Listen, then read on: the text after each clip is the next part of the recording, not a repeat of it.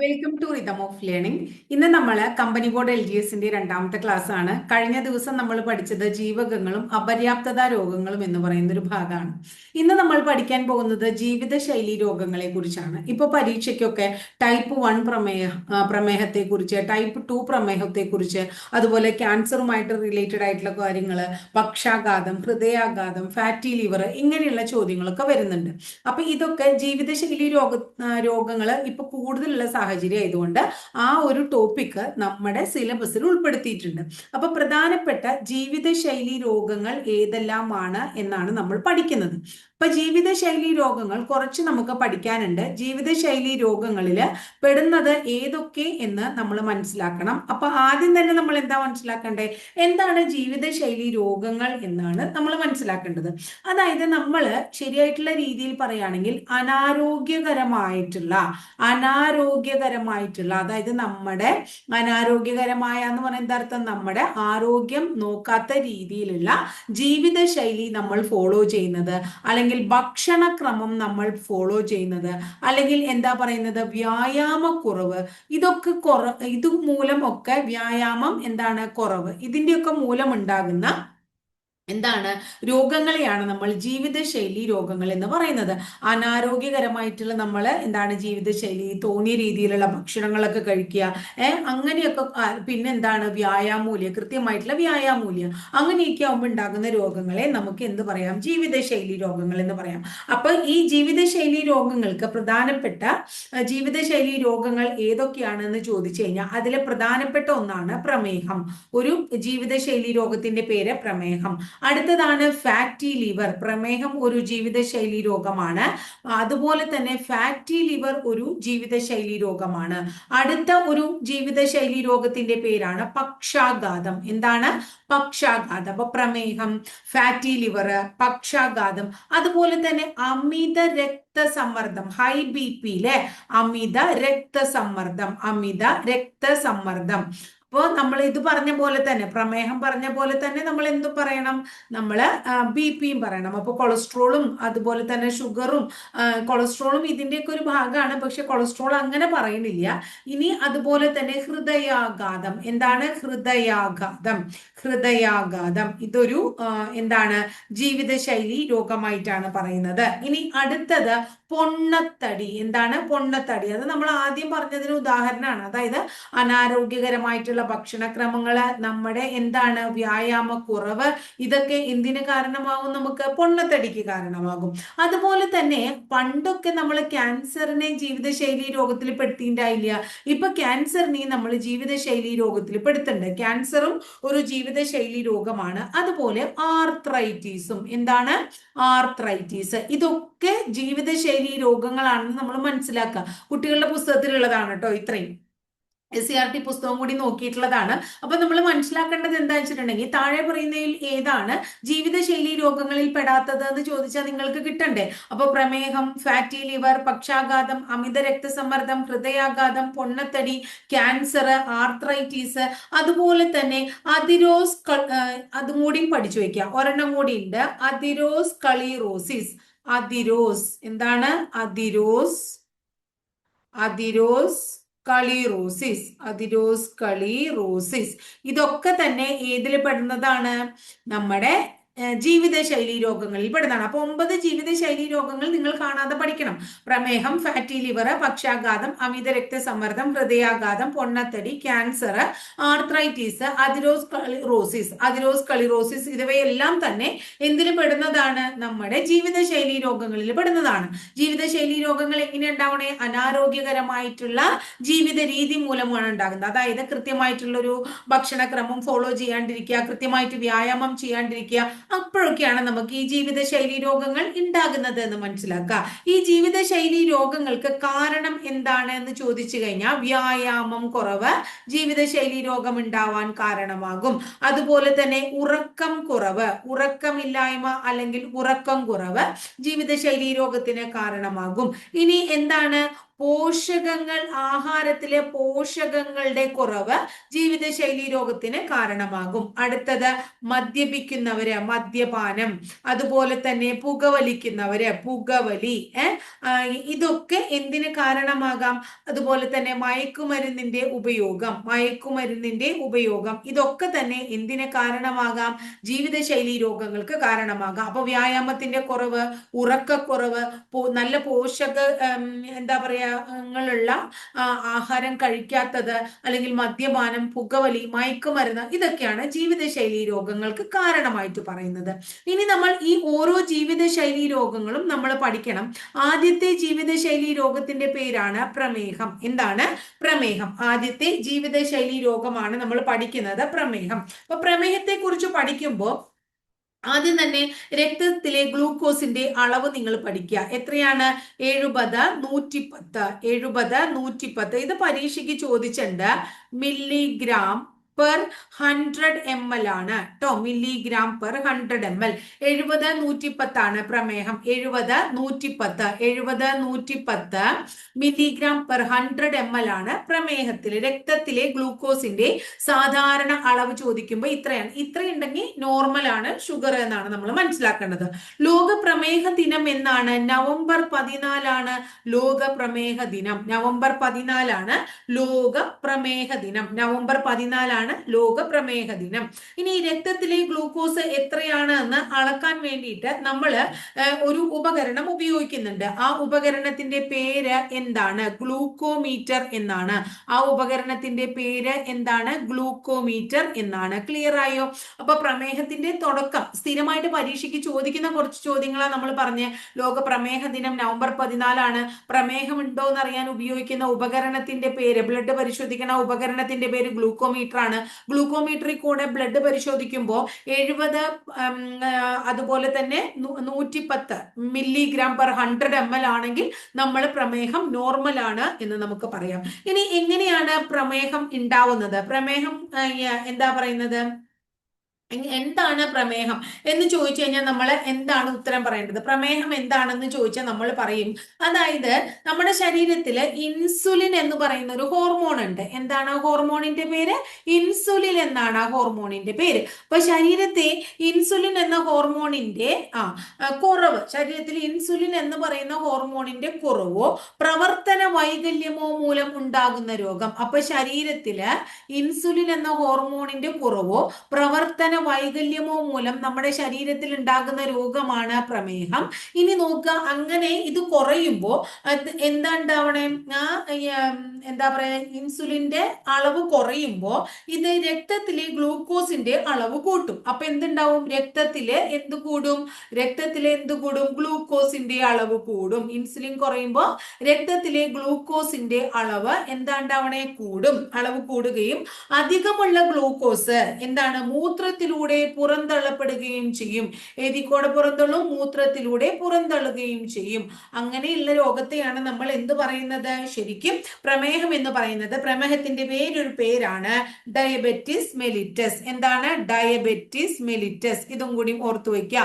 Diabetes mellitus എന്നറിയപ്പെടുന്നത് പ്രമേഹം തന്നെയാണ്. അപ്പൊ മനസ്സിലായോ മക്കളെ നിങ്ങൾക്ക്? പ്രമേഹം അല്ലെങ്കിൽ ഗ്ലൂക്കോസ് ശരീരത്തിലെ എന്താ പറയുന്നത്, രക്തത്തിലെ ഗ്ലൂക്കോസിന്റെ അളവ് കൂടുന്നുണ്ടോ എന്നറിയാൻ നമ്മൾ ഏത് ഉപകരണം ഉപയോഗിക്കുന്നു? ഗ്ലൂക്കോമീറ്റർ. എന്നാണ് ലോക പ്രമേഹ ദിനം നവംബർ 14. രക്തത്തിലെ ഗ്ലൂക്കോസിന്റെ സാധാരണ അളവ് എത്രയാണ്? നോർമൽ അളവ് 70, 110 മില്ലിഗ്രാം പെർ 100 ml ആണ്. ഇൻസുലിൻ, നമ്മുടെ ശരീരത്തിലെ ഇൻസുലിൻ എന്ന ഹോർമോണിന്റെ കുറവോ അല്ലെങ്കിൽ പ്രവർത്തന വൈകല്യമോ ഉണ്ടാവുമ്പോൾ ഉണ്ടാവുന്ന രോഗമാണ് പ്രമേഹം എന്ന് പറയുന്നത്.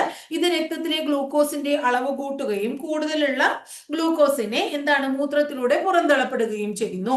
ഈ പ്രമേഹത്തിന്റെ മറ്റൊരു പേരാണ് ഡയബറ്റിസ് മെലിറ്റസ് എന്ന് പറയുന്നത്. പ്രമേഹത്തിന്റെ വേറൊരു പേരെന്താണ്? ഡയബറ്റിസ് മെലിറ്റസ് എന്നാണ് കേട്ടോ. ഇനി അടുത്തത് നമ്മുടെ ഇൻസുലിൻ എന്ന ഹോർമോണിന്റെ അളവ് കുറയാണ് അല്ലെ. ഈ ഇൻസുലിൻ ഉൽപ്പാദിപ്പിക്കുന്ന ഗ്രന്ഥി ഏതാണെന്ന് പരീക്ഷയ്ക്ക് ചോദിച്ചിട്ടുണ്ട്. ഇൻസുലിൻ ഉൽപ്പാദിപ്പിക്കുന്ന ഗ്രന്ഥിയെ നമുക്ക് പാൻക്രിയാസ് എന്ന് വിളിക്കാം, അല്ലെങ്കിൽ ആഗ്നേയ ഗ്രന്ഥി എന്ന് വിളിക്കാം. അപ്പൊ എന്തിന്റെ തകരാറ് മൂലമാണ് പ്രമേഹം ഉണ്ടാകുന്നത്? ആഗ്നേയ ഗ്രന്ഥിയുടെ അല്ലെങ്കിൽ പാൻക്രിയാസിന്റെ തകരാറ് മൂലമാണ് എന്നും കൂടി നമ്മൾ മനസ്സിലാക്കുക. അപ്പൊ നമ്മൾ എന്താ മനസ്സിലാക്കേണ്ടത്? ഇൻസുലിൻ ഉൽപ്പാദിപ്പിക്കുന്ന ഗ്രന്ഥി പാൻക്രിയാസ് അഥവാ ആഗ്നേയ ഗ്രന്ഥിയാണ്. പാൻക്രിയാസ് രണ്ട് ഹോർമോണുകൾ സ്രവിക്കുന്നുണ്ട്. പാൻക്രിയാസ് സ്രവിക്കുന്ന രണ്ട് ഹോർമോണുകളാണ്, ഒന്ന് ഗ്ലൂക്കഗോണും അടുത്തത് ഇൻസുലിനും. രണ്ട് ഹോർമോണുകൾ ഉണ്ട്, ഒന്ന് ഗ്ലൂക്കഗോണും ഒന്ന് ഇൻസുലിനുമാണ്. ഒന്ന് ഗ്ലൂക്കഗോണും ഒന്ന് ഇൻസുലിനുമാണ്. ഇനി അടുത്തത് കരളില്, അതുപോലെ തന്നെ നമ്മുടെ പേശികളിലൊക്കെ ഇല്ലേ, അവിടെയൊക്കെ വെച്ച് ഗ്ലൂക്കോസിനെ ഗ്ലൈക്കോജനാക്കി മാറ്റുന്നതാണ് ഇൻസുലിൻ എന്ന് പറയുന്നത്. എന്താണ്? കരളില്. എവിടെ വെച്ചിട്ടാണ്? നമ്മുടെ കരളില്, അതുപോലെ തന്നെ മറ്റ് പേശികളില്, കരളിലും നമ്മുടെ മറ്റ് പേശികളിലൊക്കെ വെച്ച് ഗ്ലൂക്കോസിനെ, എന്തിനെയാണ്? ഗ്ലൂക്കോസിനെ എന്താക്കി മാറ്റുന്നു? ഗ്ലൈക്കോജനാക്കി മാറ്റുന്നു. ഗ്ലൂക്കോസിനെ എന്തായിട്ട് കൺവേർട്ട് ചെയ്യാണ്? ഗ്ലൈക്കോജനാക്കി കൺവേർട്ട് ചെയ്യുന്നതാണ് ഏതെന്ന് പറഞ്ഞിട്ടുണ്ടെങ്കിൽ ഇൻസുലിൻ എന്ന് മനസ്സിലാക്കുക. ഗ്ലൂക്കോസിനെ ഗ്ലൈക്കോജനാക്കി കൺവേർട്ട് ചെയ്യുന്ന ഹോർമോണാണ് ഇൻസുലിൻ. ഇൻസുലിൻ വേർതിരിച്ചെടുത്ത രണ്ട് ശാസ്ത്രജ്ഞരാണ്, ഒന്ന് ബാൻഡിങ്ങും അടുത്തത് ബെസ്റ്റും. ഇൻസുലിൻ വേർതിരിച്ചെടുത്ത രണ്ട് ശാസ്ത്രജ്ഞരുടെ പേരാണ് ബാൻഡിങ്ങും ബെസ്റ്റും. ഇവരുടെ നമ്മൾ ഇപ്പൊ ഈ ബോർഡിൽ കാണിച്ച എല്ലാ കാര്യങ്ങളും പരീക്ഷയ്ക്ക് ചോദിച്ചിട്ടുള്ള ചോദ്യങ്ങളാണ്. അതുകൊണ്ട് തന്നെ നിങ്ങൾ വളരെ ഇമ്പോർട്ടന്റ് ആയിട്ട് ഇത് മനസ്സിലാക്കി വെക്കണം. ഒന്ന് രണ്ട് കാര്യങ്ങളാണ് നമ്മൾ കൂടുതൽ പഠിക്കാനുള്ളൂ നമ്മുടെ ജീവിതശൈലി രോഗങ്ങളിൽ. ബാക്കിയൊക്കെ സിമ്പിൾ ആണ്. അതിൽ ഏറ്റവും പ്രധാനപ്പെട്ട പ്രമേഹമാണ് ഞാൻ ആദ്യം എടുത്തതെന്ന് മാത്രം. അപ്പൊ ഇത്രയും കാര്യം മനസ്സിലായോ നിങ്ങൾക്ക്? പ്രമേഹം എന്ന് പറയുന്നത് നമ്മുടെ ശരീരത്തില് ഇൻസുലിൻ എന്ന ഹോർമോണിന്റെ അളവ് കുറയുകയോ പ്രവർത്തന വൈകല്യം ഉണ്ടാവുകയോ ചെയ്യുമ്പോൾ ഉണ്ടാകുന്ന രോഗമാണ്. അതുമൂലം രക്തത്തിലെ ഗ്ലൂക്കോസിന്റെ അളവ് കൂടുകയും എന്താണ്? അധികമുള്ള ഗ്ലൂക്കോസ് മൂത്രത്തിലൂടെ പുറന്തള്ളപ്പെടുകയും ചെയ്യുന്നു. ഈ ഡയബറ്റീസ് എന്ന് പറയുന്ന നമ്മളെ പ്രമേഹത്തിന്റെ വേറൊരു പേര് എന്താണ്? ഡയബറ്റീസ് മെലിറ്റസ് എന്നാണ്. ഇനി ഇതുണ്ടോ എന്നറിയാൻ നമ്മൾ ഉപയോഗിക്കുന്ന ഉപകരണത്തിന്റെ പേര് ഗ്ലൂക്കോമീറ്റർ എന്നാണ് ലോക പ്രമേഹ ദിനം നവംബർ 14 സാധാരണ ഒരു മനുഷ്യന്റെ രക്തത്തിലെ ഗ്ലൂക്കോസിന്റെ അളവ് എത്രയാണ്? അതായത് 70 അല്ലെ, ഒരു 110 മില്ലിഗ്രാം. 110 മില്ലിഗ്രാം ആണ്. 70 മുതൽ 110 മില്ലിഗ്രാം വരെ. എങ്ങനെ? 100 ml. അത്രയാണ് നമ്മുടെ ശരീരത്തിലെ എന്താണ് നോർമൽ എന്ന് പറയുന്നത്, ഗ്ലൂക്കോസിന്റെ അളവ് എന്ന് പറയുന്നത്. പ്രഷർ, ഷുഗർ തുടങ്ങിയ അളവുകൾ ശരിയായിട്ടും ചോദിക്കാറുണ്ട് പരീക്ഷയ്ക്ക്. അപ്പോ ഈ ഷുഗറിന്റെ അല്ലെങ്കിൽ പ്രമേഹത്തിന്റെ അളവ് പഠിക്കണം. ശരീരത്തിലെ അല്ലെങ്കിൽ രക്തത്തിലെ ഗ്ലൂക്കോസിന്റെ സാധാരണ അളവ് 70 to 110, 70 മുതൽ 110 വരെ ആവാം. എങ്ങനെയാണ്? 100 ml. 70 മുതൽ 110 വരെ മില്ലിഗ്രാം ആകാം 100 ml. മനസ്സിലായില്ലേ നിങ്ങൾക്ക്? ഇനി അടുത്തത് നമ്മൾ എന്താ പറഞ്ഞേ? ഇൻസുലിൻ ഉൽപ്പാദിപ്പിക്കുന്നത് ഏത് ഗ്രന്ഥിയാണെന്നാ പറഞ്ഞേ. ഇൻസുലിൻ ഉൽപ്പാദിപ്പിക്കുന്ന ഗ്രന്ഥിയുടെ പേര് നമ്മൾ എന്താ പറഞ്ഞത്? ആഗ്നേയ ഗ്രന്ഥിയാണ്. ഇൻസുലിൻ ഉൽപ്പാദിപ്പിക്കുന്ന ഗ്രന്ഥി ആഗ്നേയ ഗ്രന്ഥി അഥവാ പാൻക്രിയാസ് ആണ്. പാൻക്രിയാസ് ലഭിക്കുന്ന രണ്ട് ഹോർമോണുകൾ ഉണ്ടല്ലോ, ഗ്ലൂക്കഗോണും ഇൻസുലിനുമാണ് അല്ലെ. കരളിലും അതുപോലെ തന്നെ മറ്റ് പേശികളിലൊക്കെ ഉള്ള ഗ്ലൂക്കോസിനെ ഗ്ലൈക്കോജനാക്കി, അവിടെ വെച്ച് ഗ്ലൂക്കോസിനെ ഗ്ലൈക്കോജനാക്കി മാറ്റുന്നതാണ് ഏതെന്ന് പറഞ്ഞാൽ ഇൻസുലിൻ എന്ന് പറഞ്ഞിട്ടുണ്ടെങ്കിൽ. ഇൻസുലിൻ വേർതിരിച്ചെടുത്ത രണ്ട് ശാസ്ത്രജ്ഞരാണ്, ബാൻഡിങ്ങും ബെസ്റ്റും. വേർതിരിച്ചെടുത്തത് 1921. ഇനി പരീക്ഷയ്ക്ക് ചോദിച്ചിട്ടുള്ളതാണ്, പ്രമേഹം തന്നെ രണ്ട് ടൈപ്പ് ഉണ്ട്. ഒന്ന് ടൈപ്പ് 1 പ്രമേഹം എന്നും അടുത്തത് ടൈപ്പ് 2 പ്രമേഹം എന്നും. പ്രമേഹത്തെ നമുക്ക് രണ്ടായി തിരിക്കാം. എന്താണ് ടൈപ്പ് 1 പ്രമേഹം അല്ലെങ്കിൽ ടൈപ്പ് 2 പ്രമേഹം? ഇൻസുലിൻ ഉൽപ്പാദിപ്പിക്കാൻ ശരീരത്തിന് കഴിയാത്തത് മൂലം ഉണ്ടാകുന്ന പ്രമേഹമാണ്. അതായത് ഇൻസുലിൻ ഉൽപ്പാദിപ്പിക്കാൻ ആർക്ക് പറ്റണില്ല? ഇൻസുലിന്റെ പ്രൊഡക്ഷൻ ആർക്ക് സാധിക്കുന്നില്ല? നമ്മുടെ ശരീരത്തിന് സാധിക്കുന്നില്ല. അപ്പൊ ഇത് ചിലപ്പോൾ എന്താണ്? ജന്മനാൽ ഉണ്ടാവാം. അതായത് അപ്പൊ അതുകൊണ്ട് തന്നെ ഇത് കുട്ടികളിൽ ഉണ്ടാകുന്ന പ്രമേഹം ഏതാണ്? ടൈപ്പ് 1 പ്രമേഹമാണ്. അത് മനസ്സിലാക്കാം കേട്ടോ. അതുകൊണ്ട് തന്നെ ഇതിന് വേറൊരു പേരും കൂടി ഉണ്ട്, ജുവനൈൽ ഡയബറ്റീസ് പ്രമേഹം. എന്താണ്? ജുവനൈൽ ഡയബറ്റീസ് പ്രമേഹം. ജുവനൈൽ ഡയബറ്റീസ് പ്രമേഹം. ജുവനൈൽ ഡയബറ്റീസ്, പ്രമേഹം എന്നും ഇതിനെ വിളിക്കുന്നു. അപ്പൊ പ്രമേഹം രണ്ട് തരാണ്. ഒന്ന് ടൈപ്പ് 1 പ്രമേഹം, അടുത്ത ടൈപ്പ് 2 പ്രമേഹം. നമ്മുടെ വിചാരം എന്താണ്? ഒരു പ്രായം കഴിയുമ്പോഴാണ് നമുക്ക് പ്രമേഹം വരണേന്നാണ്. അല്ല. അതായത് ഇവിടെ എന്താ വെച്ചിട്ടുണ്ടെങ്കിൽ ജന്മനാ തന്നെ ഇൻസുലിന്റെ പ്രൊഡക്ഷൻ, ഇൻസുലിൻ ഉൽപ്പാദിപ്പിക്കാൻ ശരീരത്തിന് കഴിയാത്തത് മൂലം നമുക്ക് പ്രമേഹം ഉണ്ടാകാം. അങ്ങനത്തെ പ്രമേഹത്തിൽ കാറ്റഗറിയിൽ പെടുന്നതാണ് ടൈപ്പ് 1 പ്രമേഹം. അപ്പൊ കുട്ടികളിൽ ഉണ്ടാകുന്നത് ടൈപ്പ് 1 പ്രമേഹമാണ്. നമ്മൾ ജനിക്കുന്ന കുട്ടികൾക്കൊക്കെ ചിലപ്പോൾ നമ്മൾ കണ്ടിട്ടുണ്ട് എന്ത് പ്രമേഹം ഉണ്ട് എന്ന് പറയുന്നത്. അതിനെ നമ്മൾ വേറൊരു പേരും കൂടി പറയും, ജുവനൈൽ ഡയബറ്റീസ് എന്ന് പറയും. എന്നാൽ ജീവിതശൈലി രോഗത്തിന്റെ കാറ്റഗറിയിൽ പെടുന്നത് ടൈപ്പ് 2 പ്രമേഹമാണ്. ജീവിതശൈലി, അതായത് നമ്മൾ പറഞ്ഞില്ലേ നേരത്തെ, അതായത് നമ്മുടെ പല രീതിയിലുള്ള ജീവിത ശൈലികൾ കൊണ്ട് നമ്മുടെ ശരീരത്തിന് ഉണ്ടാകുന്ന പ്രമേഹമാണെങ്കിൽ അതിനെ ടൈപ്പ് 2 പ്രമേഹം എന്ന് പറയുന്നു. അപ്പൊ ഇവിടെ എന്താ വെച്ചാൽ ഇൻസുലിനോട് പ്രതികരിക്കാൻ ശരീരത്തിന് കഴിവില്ലാത്തത് മൂലമാണ്. ഇൻസുലിനോട് പ്രതികരിക്കാൻ ശരീരത്തിന് കഴിവില്ലാത്തത്. അപ്പൊ ഇൻസുലിനോട് പ്രതികരിക്കാൻ ശരീരത്തിന് കഴിവില്ലാത്തത് എന്ന് പറഞ്ഞു കഴിഞ്ഞാൽ അത്ര നാളും ഇൻസുലിനോട് പ്രതികരിക്കാൻ ശരീരത്തിന് കഴിവുണ്ടായിരുന്നു, പിന്നീട് കഴിവുണ്ടാവാണ്ടിരിക്കുക വന്നെ, അത് നമ്മുടെ ജീവിതശൈലിയുമായിട്ട് റിലേറ്റഡ് ആയിട്ട് വരുന്നത്. അപ്പൊ ടൈപ്പ് 2 പ്രമേഹം ജീവിതശൈലിയുമായിട്ട് വന്നത്, ടൈപ്പ് 1 പ്രമേഹം കുട്ടികൾക്ക് ഉണ്ടാവുന്നത്. അതാണ് നിങ്ങൾ ക്ലിയർ ആയിട്ട് മനസ്സിലാക്കി വെക്കേണ്ടത്. അങ്ങനെയാണ് നമ്മളോട് ചോദിക്കുക. ഇത് പലപ്പോഴും ചോദിച്ചു കണ്ടിട്ടുണ്ട്. അപ്പൊ പ്രമേഹം എന്ന് പറയുന്ന കാറ്റഗറി ക്ലിയർ ആയിട്ട് നിങ്ങൾക്ക് മനസ്സിലായി കാണും എന്ന് വിചാരിക്കുന്നു. ഇനി അടുത്തത് വളരെ സിമ്പിൾ ആണ്. അടുത്തതൊന്നും അത്ര അധികം നമുക്ക് പഠിക്കാനില്ലാത്തതാണ്. അടുത്തത് ഫാറ്റി ലിവർ എന്ന് പറയുന്ന സംഭവമാണ്. എന്താണ് ഫാറ്റി ലിവർ എന്ന് പറഞ്ഞിട്ടുണ്ടെങ്കിൽ കരളില് കൊഴുപ്പ് അടിഞ്ഞുകൂടുന്നു അല്ലെ. കരളിലെ കൊഴുപ്പ് അടിഞ്ഞുകൂടുന്ന പരിപാടിയാണ് നമ്മൾ എന്ത് പറയുന്നത്? ഫാറ്റി ലിവർ എന്ന് പറയുന്നത്. അപ്പൊ നമ്മുടെ വിചാരം എന്താ വെച്ചാൽ അമിതവണ്ണം അല്ലെങ്കിൽ എന്താണ് അമിതവണ്ണമാണ് എന്തിന് കാരണമാകുന്നത്? ഫാറ്റി ലിവറിന് കാരണമാകുന്നത് എന്ന് ചിലപ്പോൾ പറയാറുണ്ട്. അങ്ങനെയല്ല. അമിതവണ്ണം മാത്രമല്ല, എന്താണ് അമിത മദ്യപാനവും ഫാറ്റി ലിവറിന് കാരണമാണ്. പിന്നെ വേറൊരു കാര്യമുണ്ട്, ടൈപ്പ് 2 പ്രമേഹവും ടൈപ്പ് 2 പ്രമേഹവും ഫാറ്റി ലിവറിന് കാരണമാകുന്നുണ്ട് കേട്ടോ. അപ്പൊ എന്താണ്? കരളില് അധിക കൊഴുപ്പ് അടിഞ്ഞുകൂടുന്ന മൂലം ഉണ്ടാകുന്നതാണ് ഫാറ്റി ലിവർ. കരളില് അധികമായിട്ട് കൊഴുപ്പ് അടിഞ്ഞുകൂടുന്ന മൂലം ഫാറ്റി ലിവർ ഉണ്ടാകുന്നു. ഇനി എന്താണ്? അമിതവണ്ണം, അമിത മദ്യപാനം, ടൈപ്പ് 2 പ്രമേഹം, ഇതൊക്കെ ഫാറ്റി ലിവറിന് കാരണമാണ് എന്ന് മനസ്സിലാക്കി വെക്കാം. അടുത്തത് പക്ഷാഘാതം അല്ലെങ്കിൽ സ്ട്രോക്ക് എന്ന് പറയും. അടുത്ത അസുഖത്തിന്റെ പേര്, അടുത്ത ജീവിതശൈലി രോഗമാണ് ഒന്നുകിൽ പക്ഷാഘാതം, അല്ലെങ്കിൽ നമ്മൾ കേട്ടിട്ടുണ്ട് സ്ട്രോക്ക് എന്നൊക്കെ പറഞ്ഞ് കേട്ടിട്ടുണ്ട് അല്ലേ. അതായത് എന്താണ് നമ്മള് ആദ്യം തന്നെ പക്ഷാഘാത ദിനം, ലോക പക്ഷാഘാത ദിനം ഒന്ന് ഓർത്തു വെച്ചോളൂ. ഒക്ടോബർ 29 ലോക പക്ഷാഘാത ദിനം. എന്താണ്? ഒക്ടോബർ 29. ഇനി തലച്ചോറില് എന്താ ഉണ്ടാവണ വെച്ചാൽ തലച്ചോറില് രക്തക്കുഴലുകൾ, നമ്മുടെ തലച്ചോറിലെ രക്തക്കുഴലുകളുടെ വിള്ളൽ, തലച്ചോറിലെ രക്തക്കുഴലുകൾ ഉണ്ടല്ലോ, ആ തലച്ചോറിലെ രക്തക്കുഴലുകള് ചിലപ്പോ എന്തുണ്ടാവാം? വിള്ളൽ അഥവാ പൊട്ടൽ ഉണ്ടാവാം, വിള്ളല്. അല്ലെങ്കിൽ തലച്ചോറിലെ രക്തപ്രവാഹം തടയുന്നത്. ഇതൊക്കെ തന്നെ എന്തിന് കാരണം? തടസ്സം വരുന്നത്. ഇതൊക്കെ തന്നെ എന്തിന് കാരണമാകാം? പക്ഷാഘാതത്തിന് കാരണമാകാം എന്ന് മനസ്സിലാക്കുക. അപ്പൊ എന്താണ്? അങ്ങനെയാണ് പക്ഷാഘാതം ഉണ്ടാകുന്നത്. മനസ്സിലായില്ലേ? തലച്ചോറിലെ രക്തക്കുഴലുകളുടെ വില്ലലോ തലച്ചോറിലേക്കുള്ള രക്തപ്രവാഹം തടയുന്നതോ. ഇതെങ്ങനെയാ ഉണ്ടാവണേ? അതായത് ചിലപ്പോൾ വാർദ്ധക്യം മൂലം പക്ഷാഘാതം ഉണ്ടാവും. കുറെ പ്രായമായിട്ടുള്ള ആൾക്കാർക്ക് ഉണ്ടാവാം. ചിലപ്പോ എന്താണ്? പ്രമേഹമുള്ള ആൾക്കാർക്ക് പക്ഷാഘാതം കാണാം. അല്ലെങ്കിൽ അമിതമായിട്ട് പുകവലിക്കുന്നവർക്ക് എന്ത് കാണാം? പക്ഷാഘാതം വരണ കാണാം ട്ടോ. അതുപോലെ തന്നെ ഏറ്റവും നല്ല രീതിയിൽ കൊളസ്ട്രോൾ ഉള്ള ആൾക്കാർക്ക് വരാം. അപ്പൊ ഇവർക്കൊക്കെ എന്ത് വരാം? പക്ഷാഘാതം വരാം. പക്ഷാഘാതം എങ്ങനെയാ വരണേ? നമ്മുടെ തലച്ചോറിലെ രക്തക്കുഴലുകൾക്ക് വിള്ളല്, രക്തപ്രവാഹം തടസ്സം. ഇതാണ് പക്ഷാഘാതം എന്ന് പറഞ്ഞാൽ. അത് വാർദ്ധക്യം മൂലമോ പ്രമേഹം മൂലമോ പുകവലി മൂലമോ കൊളസ്ട്രോൾ മൂലമോ ഒക്കെ വരാൻ കാരണമാകാം. ലോക പക്ഷാഘാത ദിനം എന്ന് പറയുന്നത് എന്നാണ്? ഒക്ടോബർ 29. ഒക്ടോബർ 29. ഇനി അടുത്തത് അമിത രക്തസമ്മർദ്ദം അഥവാ ഹൈ BP. അമിത രക്തസമ്മർദ്ദം ഇതൊക്കെ തന്നെ നമുക്ക് എല്ലാവർക്കും അറിയുന്നതാണ്, ജീവിതശൈലി രോഗമാണ് എന്നുള്ളത്. പക്ഷെ അതുമായിട്ട് റിലേറ്റഡ് ആയിട്ട് പരീക്ഷയ്ക്ക് ചോദിക്കുന്ന ചോദ്യങ്ങൾ ചിലപ്പോൾ എല്ലാവർക്കും അറിഞ്ഞു എന്ന് വരില്ല. അമിത രക്തസമ്മർദ്ദവുമായി ബന്ധപ്പെട്ട് പരീക്ഷയ്ക്ക് ചോദിക്കാറുള്ള ഒരു ചോദ്യമാണ്, സാധാരണ രക്തസമ്മർദ്ദ നിരക്ക് എത്രയാണ്? 120/80. mmHg. ഇതാണ് നമ്മുടെ എന്തെന്ന് പറയുന്നത് നമ്മുടെ സാധാരണ രക്തസമ്മർദ്ദ നിരക്ക്.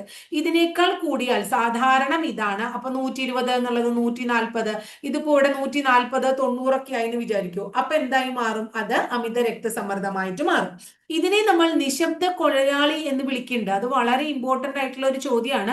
എപ്പോഴും ലാസ്റ്റ് ഗ്രേഡിനൊക്കെ ചോദിക്കാറുള്ള ഒരു ചോദ്യമാണ് നിശബ്ദ കൊലയാളി. നിശബ്ദ കൊലയാളി ചോദിച്ചിട്ടുള്ള ചോദ്യമാണ്. അതുപോലെ സാധാരണ നിരക്കും ചോദിച്ചിട്ടുണ്ട്, 120/80 mmHg എന്ന് പറയുന്നത്. ഇനി ലോക ഇത് നമ്മൾ അമിത രക്തസമ്മർദ്ദത്തിനെ നമ്മൾ ഹൈപ്പർ ടെൻഷൻ എന്ന് പറയും അല്ലെ. അപ്പൊ ലോക ഹൈപ്പർ ടെൻഷൻ ദിനം എന്നാണ്. ലോക ഹൈപ്പർ ടെൻഷൻ ദിനം എന്നാണ്. ലോക ഹൈപ്പർ ടെൻഷൻ ദിനം മെയ് 17 ലോക ഹൈപ്പർ ടെൻഷൻ ദിനം എന്നറിയപ്പെടുന്നത് മെയ് 17. എന്താണ്? മെയ് 17. എങ്ങനെയാണ് അമിത രക്തസമ്മർദ്ദം ഉണ്ടാവുക? പുകവലി മിക്കതിനും നല്ലൊരു എക്സാമ്പിൾ ആണ് പുകവലി. അതുപോലെ തന്നെ എന്താണെന്ന് പറയുന്നത്? മദ്യപാനം. പുകവലി, മദ്യപാനം ഇതിന് കാരണമാകാം. പിന്നെ വ്യായാമം കുറവ്, അതുപോലെ തന്നെ നല്ല വണ്ണം, അതായത് അമിത ഭാരം, അതൊക്കെ എന്തിന് കാരണമാകാം? നമ്മുടെ അമിത രക്തസമ്മർദ്ദത്തിന് കാരണമാകാം.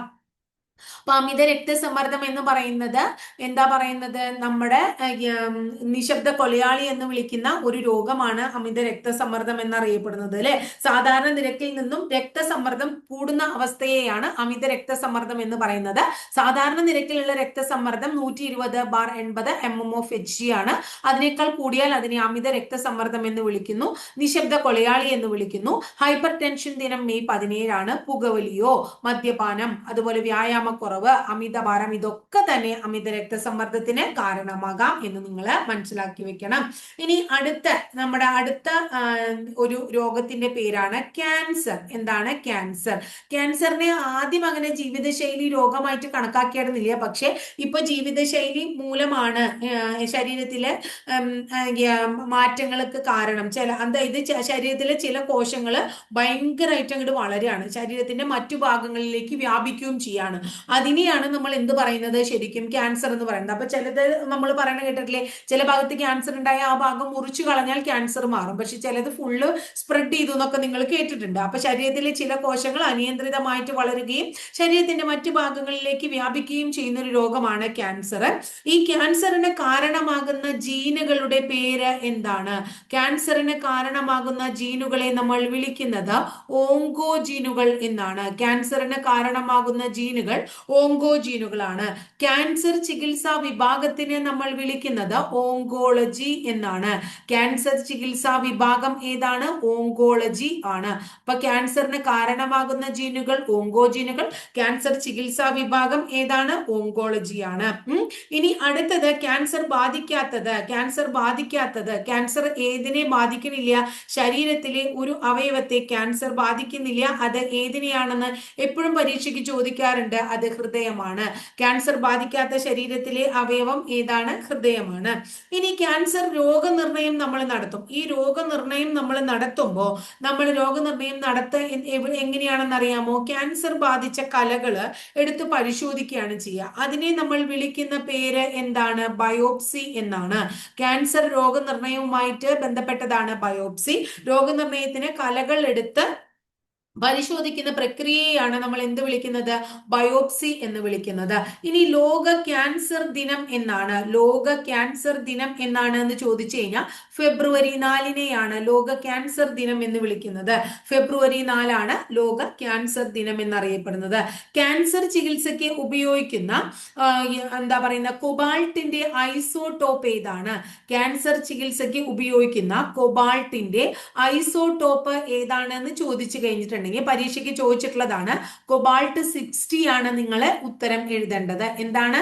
കൊബാൾട്ട് 60 ആണ് ക്യാൻസർ ചികിത്സയ്ക്ക് ഉപയോഗിക്കുന്ന കൊബാൾട്ടിന്റെ ഐസോടോപ്പ്. അപ്പൊ ശരീരത്തിലെ ചില കോശങ്ങൾ അനിയന്ത്രിതമായി വളരുകയും ശരീരത്തിന്റെ മറ്റു ഭാഗങ്ങളിലേക്ക് വ്യാപിക്കുകയും ചെയ്യുന്ന രോഗത്തെയാണ് നമ്മൾ ക്യാൻസർ എന്ന് വിളിക്കുന്നത്.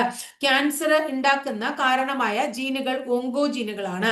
ക്യാൻസർ ചികിത്സാ വിഭാഗം ഓങ്കോളജിയാണ്. ക്യാൻസർ ബാധിക്കാത്ത ശരീരത്തിലെ അവയവം ഹൃദയമാണ്. ക്യാൻസർ രോഗനിർണയത്തിന് കലകൾ എടുത്ത് പരിശോധിക്കുന്ന പ്രക്രിയയാണ് ബയോപ്സി. ബയോപ്സി. ഇനി അടുത്തത് ലോക ക്യാൻസർ ദിനം ഫെബ്രുവരി 4 ക്യാൻസർ ചികിത്സയ്ക്ക് ഉപയോഗിക്കുന്ന കൊബാൾട്ടിന്റെ ഐസോട്ടോപ്പിന്റെ പേര് കൊബാൾട്ട്-60 എന്നാണ്. ഇനി അടുത്തത് അമിതവണ്ണമാണ് അല്ലെ, ഒബീസിറ്റി എന്നൊക്കെ നമ്മൾ പറയും. അമിതവണ്ണമാണ് അടുത്ത ഒരു എന്താ പറയുന്നത് നമ്മുടെ ജീവിതശൈലി രോഗം എന്ന് പറയുന്നത്, അമിതവണ്ണം. അപ്പൊ അമിതവണ്ണം എന്ന് പറഞ്ഞാൽ എന്താണ്? കൊഴുപ്പ് ശരീരത്തില് കൊഴുപ്പ് കോശത്തിന്റെ വലുപ്പത്തിലുള്ള വർധനവ് അല്ലെങ്കിൽ കൊഴുപ്പ് കോശങ്ങളുടെ എണ്ണത്തിലുള്ള വർധനവ്, ശരീരത്തിലെ കൊഴുപ്പ് കോശങ്ങൾ കൂടണം.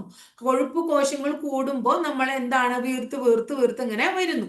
അതിനെയാണ് നമ്മൾ അമിതവണ്ണം അല്ലെങ്കിൽ പൊണ്ണത്തടി എന്നൊക്കെ നമ്മൾ വിളിക്കുന്നത്. അമിതവണ്ണം പൊണ്ണത്തടി എന്നൊക്കെ വിളിക്കുന്നത് എന്തിനെയാണെന്ന് നമ്മൾ പറയുന്നത്?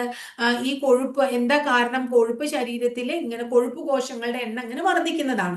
ഇനി പൊണ്ണത്തടി കണ്ടുപിടിക്കുക, നമ്മളിപ്പോ ജിമ്മിലൊക്കെ പോകുമ്പോൾ അല്ലെങ്കിൽ എന്താ പറയുന്നത്, ഒരു ഡയറ്റീഷ്യനെ ഒക്കെ കാണുമ്പോൾ നിങ്ങളുടെ BMI എത്രയാണെന്ന് ആദ്യം നോക്കണം എന്ന് അവർ പറയണ കേട്ടിട്ടുണ്ടാവും. എന്താണ് BMI? BMI എന്ന് പറഞ്ഞാൽ ബോഡി മാസ് ഇൻഡെക്സ് എന്നാണ് അതിന്റെ പൂർണ്ണ രൂപം. BMI അഥവാ ബോഡി മാസ് ഇൻഡെക്സ് എന്താണ്? പൊണ്ണത്തടി കണ്ടുപിടിക്കാനുള്ള ശാസ്ത്രീയ രീതി, നമുക്ക് പൊണ്ണത്തടി ഉണ്ടോ എന്ന് കണ്ടുപിടിക്കാനുള്ള പൊണ്ണത്തടി കണ്ടുപിടിക്കാനുള്ള ശാസ്ത്രീയ രീതിക്ക് വിളിക്കുന്ന പേര് എന്താണ്? BMI അഥവാ ബോഡി മാസ് ഇൻഡെക്സ് എന്നാണ്. എങ്ങനെയാണ് BMI നോക്കുക? അതായത് ഒരാളുടെ വെയിറ്റ് എത്രയാണ് എന്ന് നമ്മൾ നോക്കും. അയാളുടെ വെയിറ്റ് എടുക്കും, വെയിറ്റ് ഡിവൈഡഡ് ബൈ ഹൈറ്റ്. എന്താണ്? വെയിറ്റ് ഡിവൈഡഡ് ബൈ ഹൈറ്റിന്റെ സ്ക്വയർ ആണ്. ഹൈറ്റ് ഹോൾ സ്ക്വയർ ആണ് എന്തെന്ന് പറയുന്നത്? BMI എന്ന് പറയുന്നത്. ഈ BMIയുടെ unit kilogram per metre square ആണ്. അതും കൂടി പഠിച്ചു വെക്കുക. BMIയുടെ unit kilogram per metre square ആണ്. ഇത്രയും കാര്യം ക്ലിയർ ആയോ? അതായത് ശരീരത്തില് എന്താണ്, കൊഴുപ്പ് കോശത്തിന്റെ വലുപ്പത്തിലുള്ള വർധനവോ കൊഴുപ്പ് കോശങ്ങളുടെ എണ്ണത്തിലുള്ള വർധനവോ ഒരാളുടെ അമിതവണ്ണത്തിന് കാരണമാകുന്നു. ഈ അമിതവണ്ണം അല്ലെങ്കിൽ പൊണ്ണത്തടി കണ്ടുപിടിക്കാനുള്ള ശാസ്ത്രീയമായ മാർഗത്തെയാണ് നമ്മൾ ബോഡി മാസ് ഇൻഡെക്സ് അഥവാ BMI എന്ന് പറയുന്നത്. ബോഡി മാസ് ഇൻഡെക്സ് കണ്ടുപിടിക്കുന്നത് weight divided by height square എന്നുള്ളതാണ്. അപ്പോൾ ബോഡി മാസ് ഇൻഡെക്സിന്റെ unit kilogram per metre square ആണ്. ഇനി അമിതവണ്ണം ഉണ്ടായാൽ, അമിതവണ്ണം എന്തിനൊക്കെ കാരണമാകും? ഹൈ BP ഉണ്ടാവാൻ കാരണമാകും. വണ്ണം കൂടുന്തോറും നമുക്ക് എന്തുണ്ടാവാം? BP ഉണ്ടാവാം. BP മാത്രമാണ് ഉണ്ടാവുക, എന്തുണ്ടാവാം? കൊളസ്ട്രോൾ ഉണ്ടാവാം. ഈ BPയും കൊളസ്ട്രോളും ഉണ്ടായാൽ അത് എന്തിന് കാരണമാകാം? ഹൃദയാഘാതത്തിന് കാരണമാകാം. എന്തിന് കാരണമാകാം? ഹൃദയാഘാതത്തിന് കാരണമാകാം. ഇനി വേറൊരു കാര്യം കൂടി ഉണ്ട്, സ്ട്രോക്കിന് കാരണമാകാം. എന്താണ്? സ്ട്രോക്കിന് കാരണമാകാം. പിന്നെ പലരും പറയുന്ന ഒരു സംഭവമാണ് മൈഗ്രെയിൻ. എന്താണ് മൈഗ്രെയിൻ? ഈ മൈഗ്രെയിനും അമിതവണ്ണം മൂലം ഉണ്ടാകുന്നതാണ്. അമിതവണ്ണം കൊണ്ട് മൈഗ്രെയിൻ ഉണ്ടാവും. അപ്പോൾ ഹൈ BP, അമിതവണ്ണമുള്ളവർക്ക് BP കൂടാം, കൊളസ്ട്രോൾ കൂടാം, ഹൃദയാഘാതം ഉണ്ടാവാം, സ്ട്രോക്ക് ഉണ്ടാവാം, മൈഗ്രെയിൻ ഉണ്ടാവാം. ഇതിനൊക്കെ കാരണമാകാം. ഇനി അടുത്ത 2 രോഗങ്ങളും കൂടെ നമുക്ക് പഠിക്കാനുണ്ട്. അതിൽ ഒന്നാണ് ആർത്രൈറ്റിസ്. എന്താണ്? ആർത്രൈറ്റിസ്. അടുത്ത രോഗത്തിന്റെ പേര് ആർത്രൈറ്റിസ് എന്നാണ്. ആർത്രൈറ്റിസ് എന്തിനെ ബാധിക്കുന്ന രോഗമാണ്? സന്ധികളെ ബാധിക്കുന്ന രോഗത്തിനെയാണ് നമ്മൾ എന്ത് വിളിക്കുന്നത്? ആർത്രൈറ്റിസ് എന്ന് വിളിക്കുന്നത്. പരീക്ഷയ്ക്ക് ചോദിച്ചിട്ടുള്ള ഒരു ചോദ്യമാണ് wear and tear. Wear and tear എന്നറിയപ്പെടുന്നത് TEAR. വെയർ ആൻഡ് ടിയർ എന്നറിയപ്പെടുന്ന രോഗവും ഏതന്നെയാണ്? ആർത്രൈറ്റിസ് തന്നെയാണ്. സന്ധികളെ ബാധിക്കുന്നു. വെയർ ആൻഡ് ടിയർ എന്ന് പറയുന്നത് അതിന്റെ അപരനാമമാണ്. ഇനി ആർത്രൈറ്റിസ്, ഓസ്റ്റിയോ ആർത്രൈറ്റിസ്. ആർത്രൈറ്റിസ് പലതരത്തിലുണ്ട്. ഒന്ന് ഓസ്റ്റിയോ. എന്താണ് ആർത്രൈറ്റിസ്? എന്ത് ആർത്രൈറ്റിസ് ആവാം?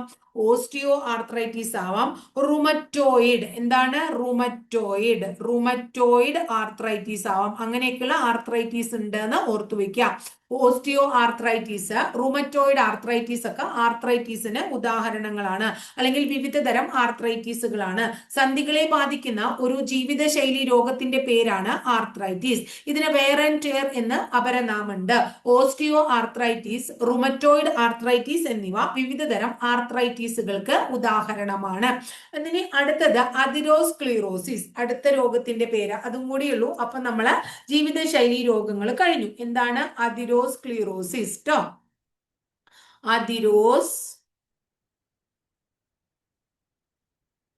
അതിറോസ്ക്ലീറോസിസ്. കണ്ടോ? ഇനി എന്താണ് ഈ അതിറോസ്ക്ലീറോസിസ് എന്നുകൊണ്ട് ഉദ്ദേശിക്കുന്നത്?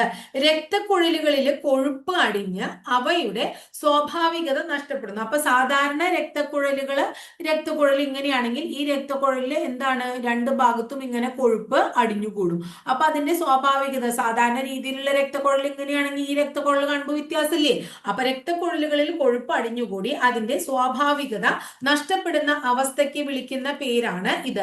അപ്പൊ എന്താണ് സ്മൂത്ത്, ഇതിൽ കൂടെ എന്തുണ്ടാവില്ല, സ്മൂത്ത് ആയിട്ടുള്ള രക്തപ്രവാഹം നടക്കാനും പറ്റില്ല. ഇതിൽ കൂടെ ആകുമ്പോൾ രക്തത്തിന് സ്മൂത്ത് ആയിട്ട് പോകാൻ പറ്റില്ലേ? അപ്പൊ രക്തക്കുഴലുകളിൽ, ഹൃദയത്തിലേക്കുള്ള രക്തക്കുഴലുകളിൽ കൊഴുപ്പ് അടിഞ്ഞുകൂടുന്നതിന്റെ ഫലമായിട്ട് എന്താണ്, അവയുടെ ഇങ്ങനെ വ്യാസം ഇങ്ങനെ കട്ടിങ്ങനെ കുറഞ്ഞു കുറഞ്ഞു വരികയും ശരീരത്തിലെ പ്രധാനപ്പെട്ട അവയവങ്ങളിലേക്ക് ഓക്സിജൻ സമ്പുഷ്ടമായിട്ടുള്ള രക്തം പ്രവാഹം കുറയുകയും ചെയ്യുന്ന അസുഖത്തിന് വിളിക്കുന്ന പേരാണ് അതിറോസ്ക്ലീറോസിസ്. അതാണ് ഇതിനെ ഡീറ്റെയിൽഡ് ആയിട്ട് പറയാം. ചുരുക്കി പറയാം, രക്തക്കുഴലുകളിൽ കൊഴുപ്പ് അടിഞ്ഞ് അവയുടെ സ്വാഭാവികത നഷ്ടപ്പെടുന്ന അവസ്ഥയാണ് അതിറോസ്ക്ലീറോസിസ് എന്ന് പറയുന്നത്. അല്ലെങ്കിൽ പറയാം, ഹൃദയത്തിലേക്കുള്ള രക്തക്കുഴലുകളിൽ കൊഴുപ്പ് അടിഞ്ഞുകൂടുന്നതിന്റെ ഫലമായിട്ട് ആ രക്തക്കുഴലുകളുടെ വ്യാസം കുറഞ്ഞു വരുന്നു. തന്മൂലം ശരീരത്തിലെ പ്രധാനപ്പെട്ട അവയവങ്ങളിലേക്ക് ഒന്നും തന്നെ ഓക്സിജൻ സമ്പുഷ്ടമായിട്ടുള്ള രക്തം എത്താതെ വരുന്നു.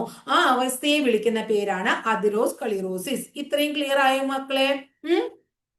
അപ്പൊ ഇത്രയാണ് നമ്മള് ജീവിതശൈലി രോഗങ്ങളുമായി ബന്ധപ്പെട്ട് പഠിക്കാനുള്ളത്. അപ്പൊ രണ്ട് ഭാഗങ്ങളാണ് നമ്മളിപ്പോ ബയോളജിയുമായിട്ട് റിലേറ്റഡ് ആയിട്ട് പഠിച്ചത്. ഒന്ന് നമ്മൾ പറഞ്ഞു എന്താണ്, അതായത് ജീവകങ്ങൾ പഠിച്ചു. ആ ജീവകങ്ങളുമായിട്ട് റിലേറ്റഡ് ആയിട്ട് ജീവകങ്ങളുടെ അഭാവം മൂലം എന്തൊക്കെ രോഗങ്ങൾ ഉണ്ടാവുമെന്ന് പഠിച്ചു.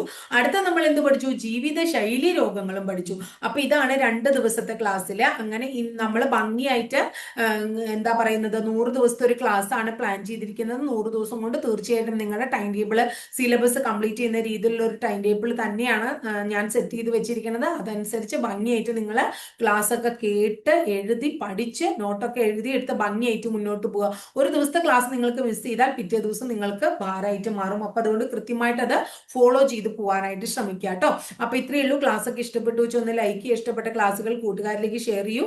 ആദ്യമായിട്ട് ചാനൽ കാണുന്നവർ ചാനൽ ഒന്ന് സബ്സ്ക്രൈബ് ചെയ്യുക. അതോടൊപ്പം ആ ബെല്ലൈക്കൺ കൂടി ഒന്ന് എനേബിൾ ചെയ്താൽ ഞാൻ ഓരോ ദിവസം അപ്ലോഡ് ചെയ്യുന്ന വീഡിയോസ് കൃത്യമായിട്ട് നോട്ടിഫിക്കേഷൻ ആയിട്ട് ലഭിക്കുകയും ചെയ്യും. അപ്പൊ അടുത്ത ദിവസം മറ്റൊരു ടോപ്പിക്കുമായി നമുക്ക് വീണ്ടും കാണാം കേട്ടോ.